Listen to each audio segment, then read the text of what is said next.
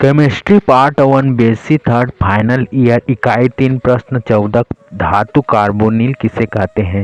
उत्तर धातु carbonyl carbon monoxide में उचित परिस्थितियों में धातुओं से संयोग करने की प्रवृत्ति होती है। कार्बन मोनोऑक्साइड के संक्रमण धातु के साथ बने यौगिकों को धातु कार्बोनिल कहते हैं। धातु कार्बोनिलों में धातुओं की ऑक्सीकरण अवस्था साधारणतः शून्य होती है तथा कार्बन मोनोऑक्साइड अणु इसमें लिगैंड की भांति कार्य करते हैं।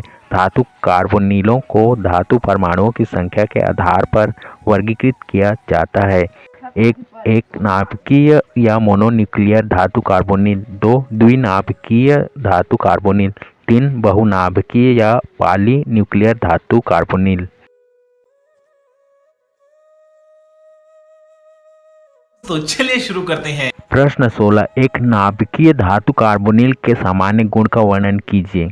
उत्तर धातु कार्बोनिलों के भौतिक एवं रासायनिक गुण निम्नानुसार होते हैं। भौतिक गुण 1 सभी धातु कार्बोनिल क्रिस्टलीय ठोस होते हैं। केवल निकिल टेट्राकार्बोनिल, आयरन पेंटाकार्बोनिल, रुबिडियम पेंटाकार्बोनिल एवं ऑस्मियम हेक्साकार्बोनिल को छोड़कर ये सभी सामान्य ताप में द्रव होते हैं। धातु कार्बोनिल कम ताप पर पिघल या विघटित हो जाते हैं।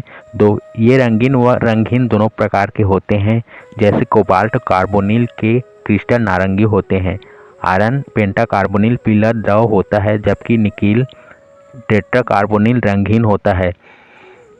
3 इनकी सहसंयोजक प्रकृति के कारण ये जल में अविलेय होते हैं। ये अधिकतर कार्बन टेट्राक्लोराइड में विलय होते हैं। 4 सभी कार्बोनिल प्रतिचुंबकीय डायमैग्नेटिक होते हैं जबकि वेनेडियम हेक्साकार्बोनिल अनुचुंबकीय होते हैं। अभी मजा आएगा ना भिड़ो। धातु कार्बोनिल की संरचना एवं बंधन को समझाइए। उत्तर ए मोनोन्यूक्लियर धातु कार्बोनिल बनाने की विधियां निम्नानुसार हैं। 1 सीधे संश्लेषण द्वारा धातु के महीन चूर्ण एवं कार्बन मोनोऑक्साइड उपयुक्त ताप एवं दाब में क्रिया कर धातु कार्बोनिल बनाते हैं। उदाहरण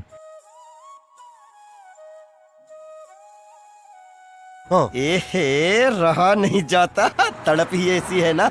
2 अपचायक की उपस्थिति में जब धातु लवणों की क्रिया अपचायक जैसे magnesium, silver, copper, sodium, hydrogen, lithium, aluminium आदि की उपस्थिति में कार्बन मोनोऑक्साइड से कराते हैं तो धातु कार्बोनिल प्राप्त होते हैं।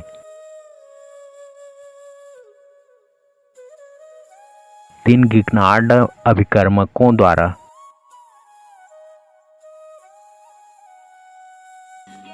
समझ रहे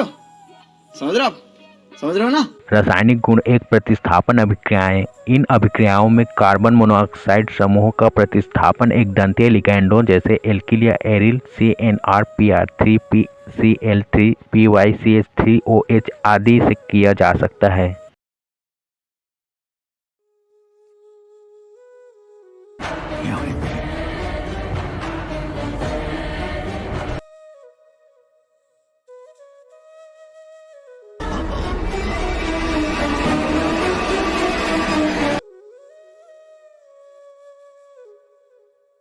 ये सब क्या देखना पड़ रहा है। प्रश्न 17 जिगलर नाटक उत्प्रेरक क्या है, इसके बनाने की विधि तथा गुण समझाइए। उत्तर जिगलर नाटक उत्प्रेरक द्वारा एथीन का बहुलीकरण टाई एल्किल एल्युमिनियम एक उत्प्रेरक है जो एल्युमिनियम तथा हाइड्रोजन के मध्य बंद एल्युमिनियम बॉन्ड H निर्मित कर सकता है। यह जिगलर उत्प्रेरक होता है। एल्युमिनियम का एल्कीलीकरण निम्नानुसार किया जा सकता है।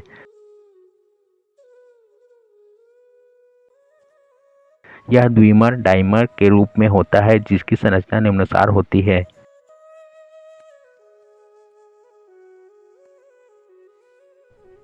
अरे कहना क्या चाहते हो? 90 से 120 डिग्री सेल्सियस ताप तथा 100 वायुमंडलीय दाब पर उच्चतर एल्किल एल्युमिनियम बनाए जा सकते हैं। जैसे प्रत्येक श्रृंखला C20 तक बढ़ाई जा सकती है। इसका जल अपघटन करने पर सीधी श्रृंखला हाइड्रोकार्बन की प्राप्त होती है जिसे पॉलीएथिलीन पॉलीथीन कहते हैं। इस प्रकार से मध्यम आकार का पॉलीथीन बन जाता है किंतु इसका व्यापारिक महत्व नहीं है। साले को बम से उड़ा दूंगा एक बार हाथ में आ जाए। संक्रमण धातु का क्लोराइड जैसे टाइटेनियम टेट्राक्लोराइड नाटा उत्प्रेरक यदि जिगलर उत्प्रेरक में मिलाया जाए तो उच्च ताप तथा दाब की आवश्यकता नहीं होती और बहुलीकरण भी तीव्र गति से हो जाता है। साथ ही साथ उच्च अणुभार वाला पॉलीथीन प्राप्त होता है जो व्यापारिक दृष्टि से महत्वपूर्ण है। किसी हाइड्रोकार्बन विलायक में एल्किल एल्युमिनियम तथा टाइटेनियम टेट्राक्लोराइड विलय किया जाए तो ऊष्माक्षेपी अभिक्रिया के साथ एक भूरे रंग का ठोस प्राप्त होता है। यही जिगलर नाटा उत्प्रेरक है। इससे व्यापारिक महत्व का पॉलीथीन शीघ्रता से बनाया जा सकता है। इस कार्य के लिए सन 1963 में जिगलर तथा नाटा को नोबेल पुरस्कार दिया गया है। ये बड़ी अच्छी बात कही आप। लगभग इसी तरह की उत्प्रेरकीय क्रियाशीलता निम्नलिखित यौगिक मिश्रण से भी प्राप्त की जा सकती है। एक एल्युमिनियम एल्किल के स्थान पर लिथियम अथवा बेरिलियम के एल्किल्स। 2 टाइटेनियम टेट्राक्लोराइड के स्थान पर वेनेडियम अथवा क्रोमियम के हैलाइड्स। इस प्रकार से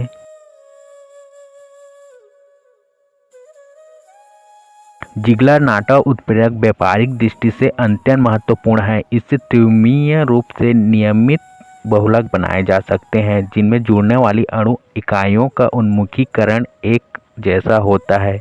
व्यवहारिक रूप से किसी भी एल्कीन का बहुलीकरण किया जा सकता है। इस तरह के बहुलक पॉलीमर मजबूत तथा उच्च गलनांक वाले होते हैं। बात तो सही है। प्रश्न 18 जिगलर नाटा उत्प्रेरक क्या है, इसकी क्रियाविधि लिखिए। उत्तर पॉलीएथीन या पॉलीथीन बनाने की मूल विधि में उच्च ताप एवं दाब का उपयोग किया जाता था, परंतु जर्मन वैज्ञानिक जिगलर एवं नाटा ने पहली बार टाइटेनियम टेट्राक्लोराइड एवं एल्युमिनियम टेट्रा एल्किल के एक्सेन विलायक में मिश्रण के उपयोग से एथिल के बहुलीकरण अभिक्रिया को कमरे के ताप तथा वायुमंडलीय दाब में संपन्न कराने में सफलता प्राप्त किया। उक्त उत्प्रेरक को जिगलर नाटा उत्प्रेरक कहते हैं। हम मालूम है तेरे बाप को मत सिखा चल। क्रियाविधि टाइटेनियम टेट्राक्लोराइड एवं एल्युमिनियम एल्किल की प्रारंभिक अभिक्रिया से अविलेय टाइटेनियम टेट्राक्लोराइड बनता है। इस उत्प्रेरक की सतह पर होने वाली क्रिया के अधिक संभावित क्रम निम्नानुसार हो सकते हैं। Hey, y'all, come look at this.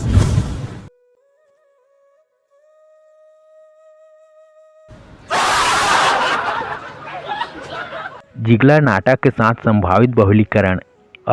Titanium परमाणु से उपसंयोजित क्लोरीन परमाणुओं में एक क्लोरीन परमाणु एल्युमिनियम एल्किल के एक एथिल से प्रतिस्थापित हो जाता है। वह ठोस उत्प्रेरक की सतह पर स्थित टाइटेनियम परमाणु में स्थित उपसंयोजन स्थान पाया जाता है जिससे एथिलीन का अणु स्वयं को संलग्न कर सकता है।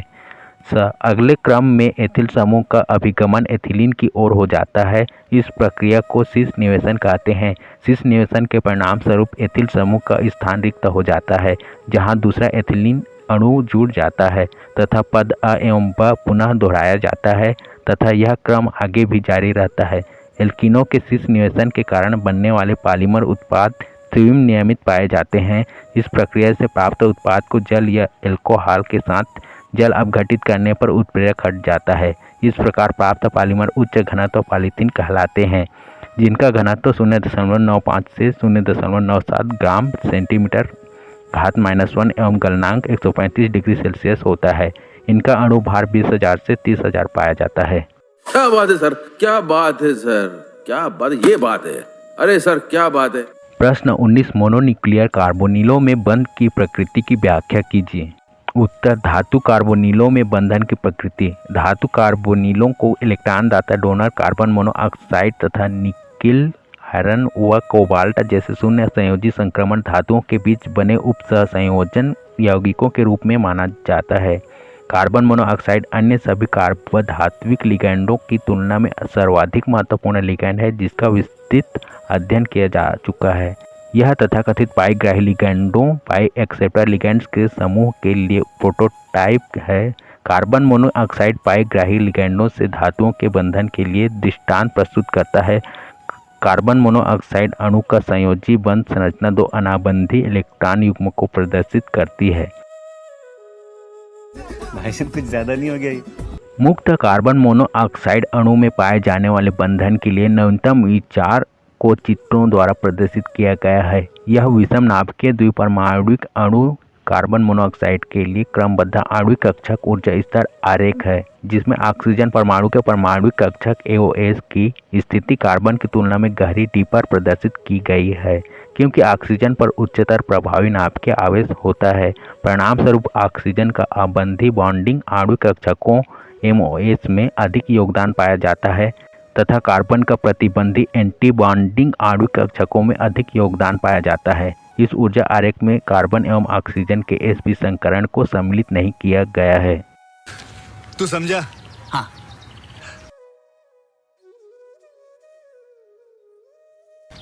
नहीं, तू समझा नहीं।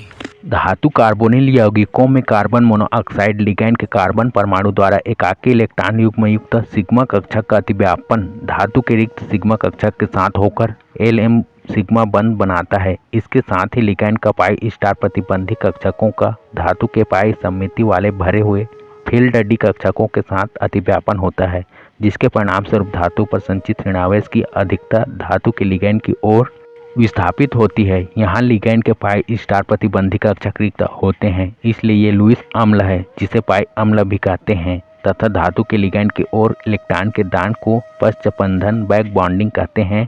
इस प्रकार सिग्मा एवं पाई बंध एक दूसरे को प्रबलता प्रदान करते हैं। कैसे कैसे लोग रहते हैं यार यहाँ पर।